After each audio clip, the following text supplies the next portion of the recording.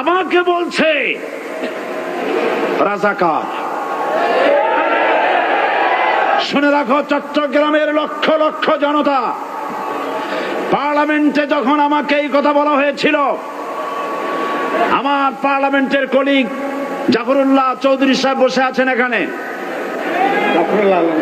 হ্যাঁ, জাফরুল ইসলাম চৌধুরী বসে আছেন পাশে, প্রধানমন্ত্রী সুদ্ধা, অন্তত 3 শতাধিক পার্লামেন্টের সম্মানিত সদস্যরা সেদিন বসা।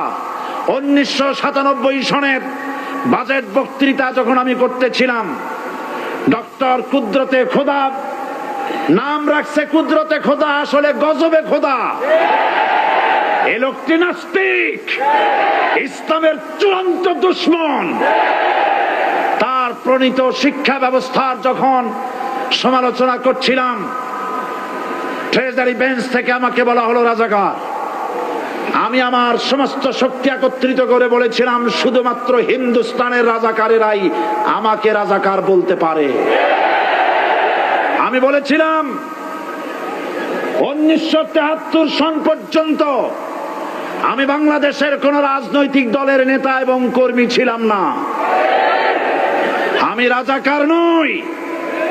আমাকে রাজাকার বলে যদি তাকেও প্রমাণ করতে না পারে, 10 কোটি টাকার মানহানি মামলা দায়ের করব। আমার এই বক্তব্য সারা দুনিয়া শুনেছে। পার্লামেন্টে আমার এই বক্তব্য রেকর্ড হয়ে আছে।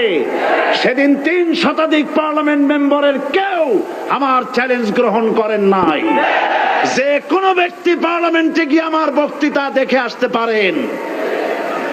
এরপরে 1997 সনের 7 অক্টোবর দৈনিক জনকণ্ঠ পত্রিকা যখন আমার বিরুদ্ধে লিখলো, সেই পত্রিকায় সাইদির ওপেন চ্যালেঞ্জ 8ম পাতা, 1997 7 অক্টোবর, এত বড় 2 কলমে হেডিং। সেখানে আমি বলেছি, বাংলাদেশের সকল সাংবাদিক, গোয়েন্দা বিভাগ, বাংলাদেশের সকল বুদ্ধিজীবীকে আমি আমার পিরোজপুরে আমন্ত্রণ করছি।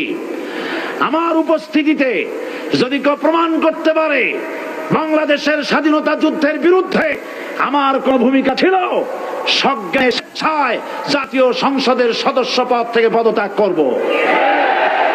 3 বছর পার হয়ে গেছে, আজ পর্যন্ত কেউ এই চ্যালেঞ্জের মোকাবেলা করে নাই।